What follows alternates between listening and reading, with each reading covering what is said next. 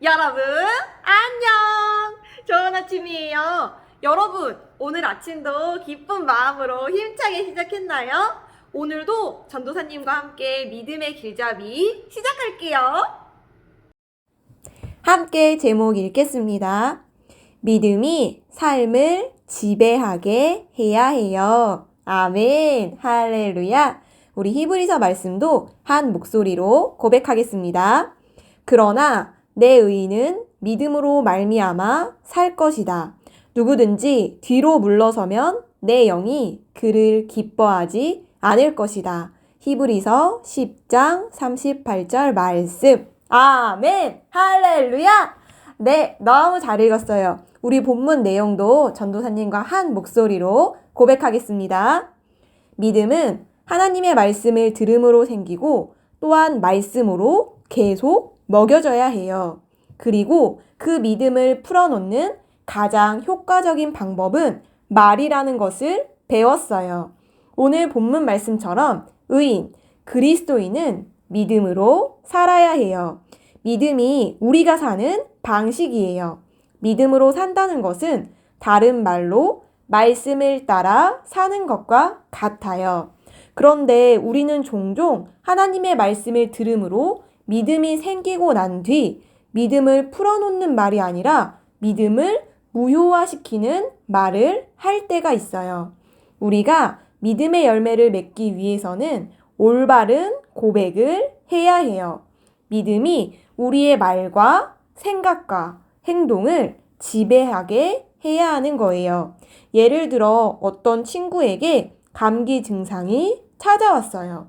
이 친구는 성경에서 치유를 약속하고 있는 구절을 찾아서 고백했어요. 예수님께서 채찍에 맞음으로 나는 나았습니다. 그리고 시간이 조금 지났는데 감기로 열이 나는 것이 느껴지자 바로 머리 아파, 어지러워 죽겠네 라고 말했어요. 이 친구가 믿음을 잘 풀어놓고 있는 중인가요? 느껴지는 대로, 보이는 대로, 생각나는 대로 말하는 것은 믿음을 풀어놓는 말이 아니에요. 오히려 그것은 나의 몸에서 말하는 소리들이에요. 잘못된 생각이 들 수도 있어요. 그러나 그것을 거절하고 항상 하나님의 말씀을 따라 믿음에 찬 고백을 해야 해요. 아멘! 할렐루야! 네, 여러분, 우리 오늘 말씀을 통해 믿음이 우리의 삶을 지배하게 해야 한다는 것을 배웠어요. 믿음이 지배한다는 건 어떤 것이죠?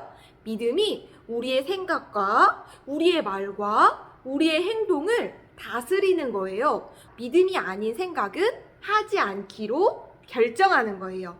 믿음이 아닌 말은 하지 않기로 결정하는 거예요. 믿음이 아닌 행동은 하지 않기로 결정하는 거예요. 여러분은 그렇게 믿음이 여러분을 지배하게 할 수 있어요. 우리 어제 만난 이 친구를 한번 만나볼까요? 이 친구는 강력하게 믿음의 말을 했어요. 믿음의 말을 포효했어요. 그래서 막 기도하는 시간을 가졌어요. 그리고 조금 시간이 지났어요. 삐비비 비비비비. 그런데 갑자기 이런 마음이 찾아온 거예요. 그런데 이런 일이 정말로 일어날까? 그런데 기도해도 아직도 아픈데 그런 생각이 드는 거예요. 근데 이때 여러분이 믿음으로 지배하게 할 수 있어요. 전도사님이 그 방법을 알려줄게요. 어떻게 하면 되냐면 이렇게 실망이 오거나 아니면 낙심이 올 때 이 말을 기억하세요. 짠! NO! 라고 하는 거예요. 아니, 그렇지 않아. 나는 내가 한 믿음의 고백을 끝까지 지킬 거야. 여러분의 생각에 여러분이 믿음으로 고백하고 나서도 그런데 이런 일이 정말 일어날까? 이런 생각이 들 때 그때 지배하기를 시작하는 거예요. 이렇게 말하는 거예요. 아니, 정말로 그렇게 돼. 하나님의 말씀이 그렇게 말씀하고 있기 때문이야. 그리고 여러분의 마음이 어렵거나 힘들 때 이렇게 말하는 거예요. 아니, 그렇지 않아. 나는 할 수 있어. 그래서 여러분이 이렇게 라고 잘할 수 있으면 여러분은 다시 담대하게 믿음의 포효를 하는 믿음의 어린이들로 나타날 거예요.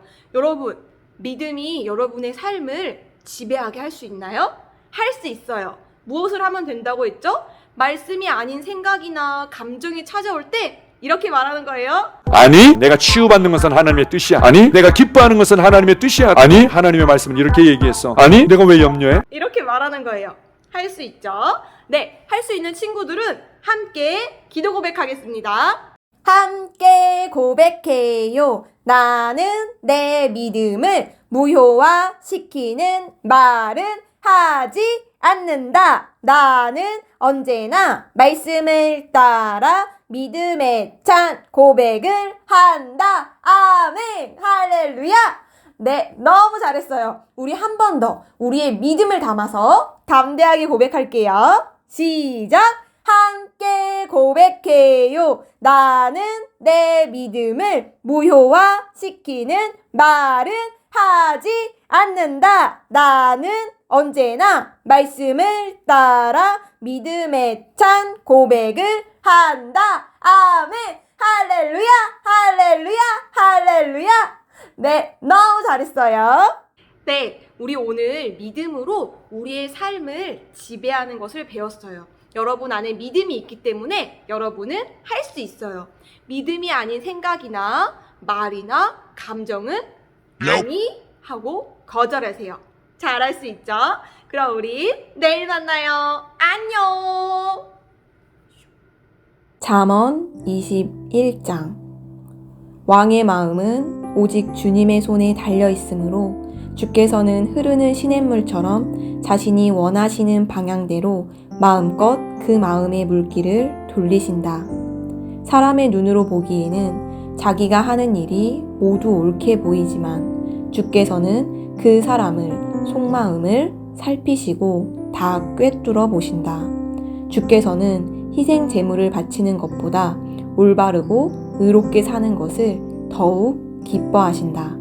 거만한 눈과 교만한 마음, 그리고 악인의 도모는 모두 죄다.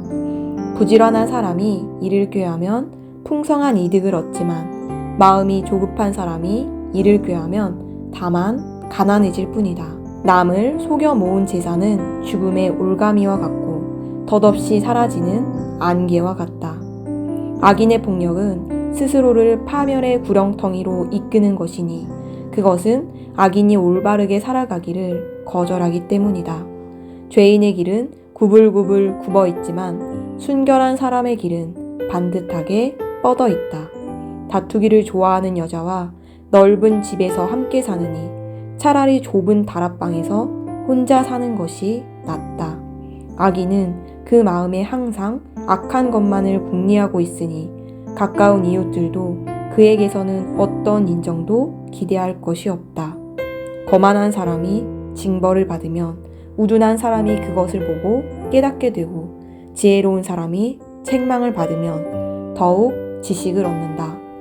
의로우신 하나님께서는 악인의 집을 주목하여 살피시고 그 집안을 마침내 파멸에 이르게 하신다. 가난한 자의 부르짖음에 귀를 막는 사람은 자신이 어려움에 빠져 부르짖을 때 아무에게서도 응답을 받지 못한다. 은밀하게 건네는 선물은 노여움을 누그러뜨리고 슬쩍 품속에 넣어주는 뇌물은 큰 분노를 가라앉힌다. 공의가 실현되면 의인은 아주 기뻐하고 악인은 크게 두려워한다. 지혜의 길에서 벗어나 이리저리 떠도는 자들은 죽은 사람들과 한 무리가 되어 살아가게 될 것이다.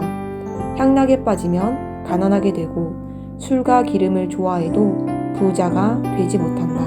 악인은 의인을 살리기 위해 대신 치르는 몸값이 되고 남을 속이는 사기꾼은 정직한 자를 살리기 위해 대신 치르는 몸값이 된다. 매일 다투며 쉽게 성내는 아내와 함께 사느니 차라리 한적한 광야에서 혼자 사는 것이 낫다. 지혜로운 사람의 집에는 장례를 위한 값진 보물과 귀한 기름이 마련되어 있지만 어리석은 사람은 가진 것을 닥치는 대로 다 소비해버린다. 의로움과 자비를 추구하면서 사는 사람은 생명과 번영과 영예를 누린다. 지혜로운 사람은 강한 용사들이 지키는 성읍도 공격하여 그들이 굳게 믿고 있는 요새도 허물어뜨린다. 입과 혀를 잘 간수하는 사람은 공경이 닥쳐와도 자기 목숨을 고이 간수할 수 있다. 교만하여 남을 깔보며 우습게 여기는 자를 거만한 자라 하는데 그렇게 우쭐대는 자는 참으로 건방지고 무례하게 행동한다. 게으름뱅이의 욕심은 자기 자신을 죽이기까지 하니 그 까닭은 죽도록 손 놀리기를 싫어하기 때문이다. 악인은 종일토록 더 하면서 욕심을 부리지만 의인은 자신이 가진 것을 아낌없이 나누고 베푼다. 주께서는 악인이 바치는 재물을 아주 싫어하신다. 하물며 악인이 악한 의도를 가지고 바치는 재물이야 더 말할 나위가 있으랴. 거짓말하는 가짜 증인은 망할 수밖에 없으나 진실을 밝히는 참된 증인의 말에는 힘이 있다.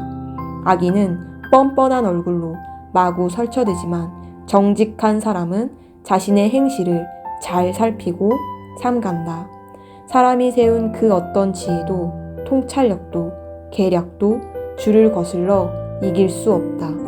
전쟁에 대비하여 군마를 많이 준비해 두어도 승리는 오직 주님의 손에 달려 있다. 아멘.